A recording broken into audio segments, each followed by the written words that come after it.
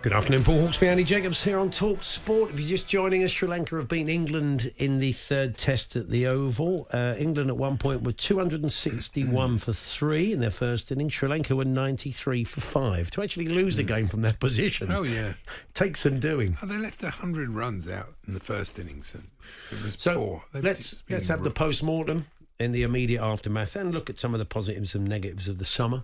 Steve Harmison, former England fast bowler, one of our top pundits here at talkSPORT, joins us. Hey, Harmy.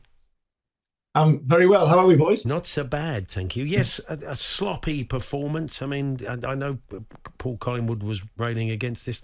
Maybe a bit of a touch of arrogance about it, and a bit end of term. He wasn't having it, but it's hard to disagree, isn't it? What do you think? Yeah, I thought it was arrogance. I thought there was a lot of, especially in this test match, if we go this test match in isolation alone, I thought England, the batters looked bored. It was like, the bowlers aren't very good. We can smash them everywhere. And all of a sudden, 18 out of 20 wickets were given away. And it wasn't until, I think, England got into trouble. They were given, the second innings was the problem. And they got into trouble by giving wickets away. Then Asifa Fernando, who bowled beautifully throughout the summer from Sri Lanka's point of view, bowled two absolute pearlers to Root and Brook, came back, got them out, very, very good left-arm dismissals. And then all of a sudden, there were only 2 wickets that I think England batters were got out of the 20. And Paul can say, brush off the arrogance. I thought England were sloppy. I thought they'd give their wickets away. And just the second listening to Ian Ward, and Ian Ward's just said on Sky, I'm talking about, England Bazball and being refined, and they've sort of reined it in a bit. I disagree. I really do. I think the opposition this summer has been, pretty poor. And I think because of that, England have been able to dominate in every which way they've wanted to. This one, they try to go ultra aggressive. And you can look at it, 325, yes, Andy, you're spot on, 100% right, should have been 425. Even if, and I'm loath to criticise Ollie Pope, because my former captain, Michael Vaughan, doing a good job at that at the minute. That passage of play, I was at the Oval sitting there, and it was in the dark, about 15 overs, Chris Boakes bowled 4 balls off spin, we bowled 15 overs, we got 60 runs, and we didn't look as though we were going to take a wicket in that passage. And I think smart mind, a little bit forward thinking. And I don't think Ollie Pope wanted to get booed by bringing a seamer on and getting taken off in front of 30,000 people. I just think this was a bad week for the England cricket team, all in all, when they've had a really good summer. They really missed Stokes, his batting, and especially his captaincy. And I thought yesterday Pope showed that he's just not captaincy material. The way he allowed, who was it that got the 100? What's his name? Nissanka? Yeah. Nissanka. Yeah, to just get away. You've only got 200 runs to play with. He's just driven a couple of 4s. Then give the bowler some protection, make him work for the runs. He just 5 slips, just let him keep doing it. And he'd racked up 40 before you could say anything, and the game was over. I thought it was a really peculiar captaincy, and not using show, until right at the end, 1 over. And then this morning, didn't give him an over either. I thought that was poor as well.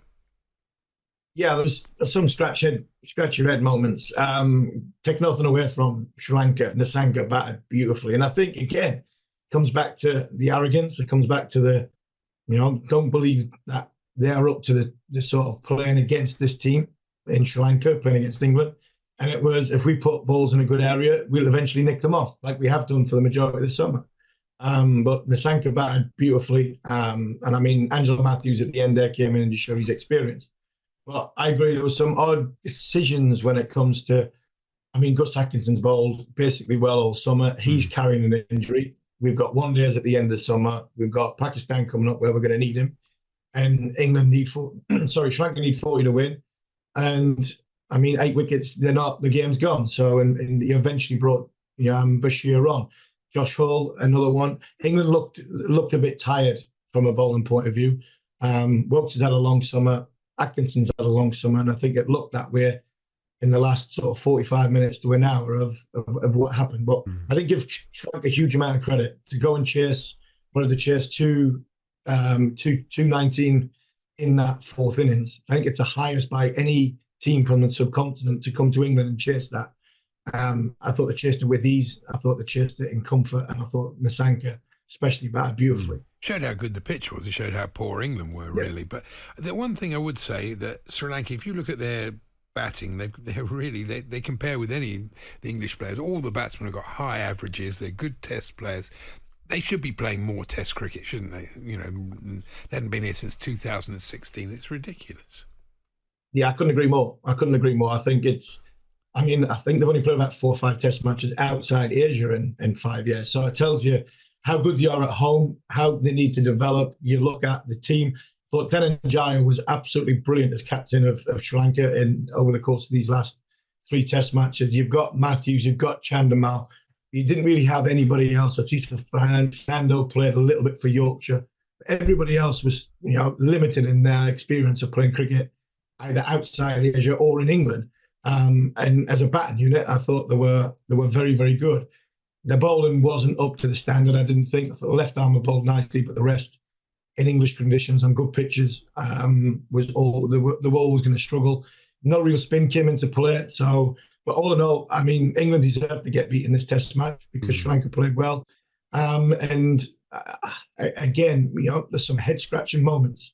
That's probably the worst I've seen the batting unit, a batting display in a Test match under Brendan McCullum. And it puts a little bit of a sour end on what has been, like I said, 5 Test matches and 5 comfortable wins.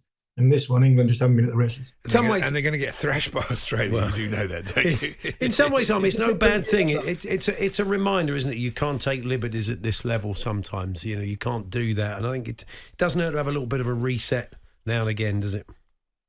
It helps if you've got, England are going to have to be smart and lucky when it comes to India and Australia, because, and what I mean by lucky is, we can't get 3 or 4 of our fast bowlers to put 3 games in a row together.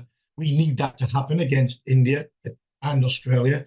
So I'm concerned about the batting unit off the back of what I've just seen in this Test match, but I still think these are the best players we've got. So that's it. And I think against better bowlers, our batters are better against better bowlers.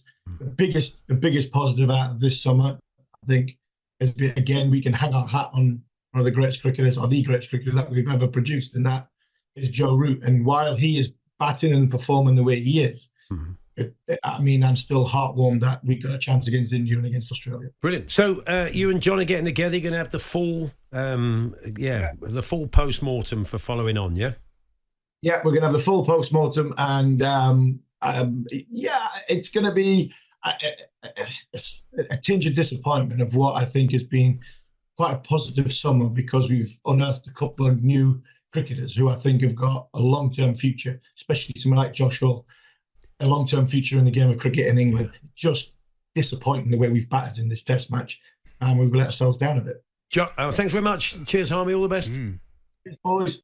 There's Steve Harmison, him and John Norman getting together for the Following On podcast before the end of this show. It'll be available if you want to look back on the summer and indeed this Test match with the guys. That'll be available wherever you get your podcast. Well, certainly by 4 o'clock. Yeah, so even Jamie Smith, who batted really well, it was a wonderful. It would have been over half 11 if it wasn't for him yesterday. But the thing was, it was 1 ball to tee. He needed the strike. Yeah. Why didn't he just take a single? Why did he play that shot? It was mad. But anyway, that's the way it happened. On AM, on DAB, via the talkSPORT app and on your smart speaker.